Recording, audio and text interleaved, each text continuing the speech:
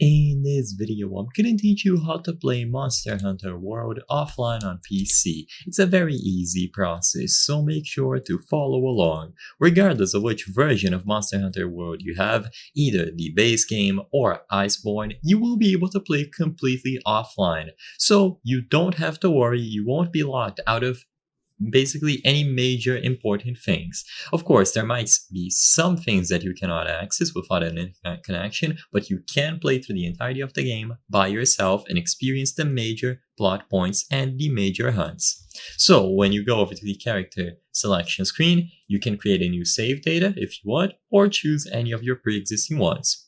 What you will notice is that when you load into the game or on the hub, you will see this message: continuing the game in offline mode, go to a quest counter or quest board to search for or create an online session. If you see this means that you are now playing in offline mode, and the only limitation is that you will not be able to connect to other players online. So you cannot hunt with other people around the world, you cannot use the SOS flare, and you will be playing by yourself. But like I said before, besides this, you can still experience the entirety of the game and you can play however you want. If you ever go online and you launch the game through Steam, it might be unsynced between the Steam cloud and your local data because everything will be stored locally, so your save data will be on your PC, and Steam will ask if you want to keep the local files from your PC or try to gather something from the Steam cloud.